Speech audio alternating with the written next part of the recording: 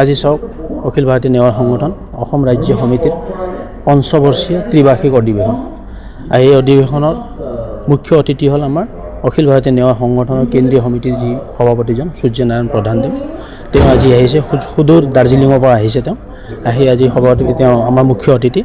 আৰু আমাৰ অখিল ভাৰতীয় নেৱাৰ সংগঠন অসম ৰাজ্য সমিতিৰ সভাপতি মহোদয় সন্মানীয় লীল বাহাদুৰ প্ৰধান, তেওঁ আজিৰ সভাৰ তেওঁ সভাপতি। গতিকে প্ৰমুখে বিশিষ্ট আমাৰ অতিথিবিলাক যেনেকৈ ট্ৰাইবেল ৰিচাৰ্চ অফিচাৰ আমাৰ অসীম বৰা ছাৰ আহিছে, আৰু গোৰ্খা উন্নয়ন পৰিষদৰ চেয়াৰমেন, ঠিক তেনেকৈ আমি অসম গোৰ্খা সন্মিলনৰ সভাপতি মহোদয় আদিকে ধৰি যিবিলাক আমাৰ সমাজত যি জনগোষ্ঠীক নেতৃত্ব দিয়া বিশিষ্ট ব্যক্তিসকলক আমি আজি নিমন্ত্ৰণ জনাইছিলোঁ।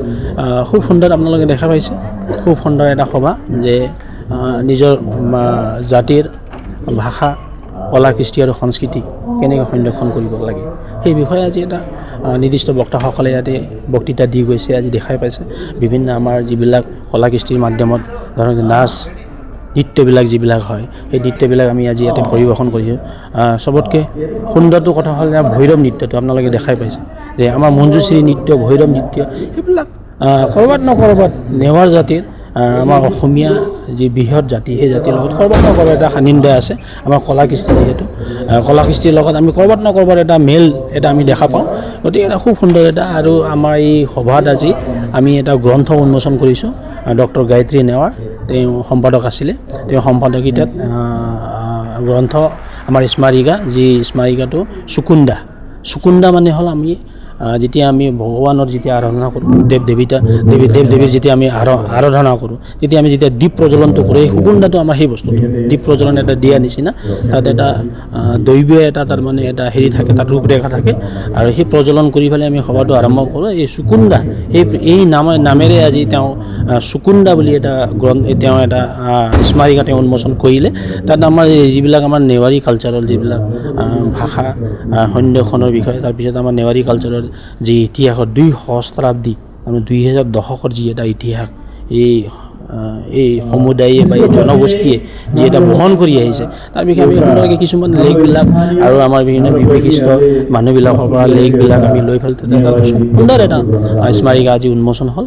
গতিকে আমি পাব্লিকৰ হাতত এইটো লাহে ধীৰে এইটো আহিব, আৰু বিশেষ বক্তাসকলেতো আপোনালোকে দেখাই পাইছে, এটা মাহল, খুব সুন্দৰ মাহল, মানুহবিলাক এটা উপস্থিতি খুব সুন্দৰ এটা সৰ্বাংগীন এটা সুন্দৰ আমি এটা প্ৰচেষ্টা, আৰু আমাৰ যে আমাৰ উঠি অহা প্ৰজন্মক আমাৰ কেনেকৈ সংস্কৃতি আৰু কলা কেনেকৈ দেখাব লাগে, তেওঁলোকে কেনেকৈ যুগুতটো আমি কেনেকৈ কৰিব লাগে, তেওঁ কেনেকৈ তাৰ ভিতৰত কেনেকৈ সোমাই যাব লাগিব, সেই বস্তু তাৰমানে আজি যুৱা পিঢ়িৰে তাৰমানে আজি দৰত আপোনালোকে দেখাই পাইছে, মোবাইলত ব্যস্ত থাকে, কিবাত ব্যস্ত থাকে, এই সংস্কৃতি কলাখিনি আমাৰ নৃত্য সেইবিলাক গমেই নাপায়, নাচায় বা অলপ তাৰমানে অড ফিল কৰে।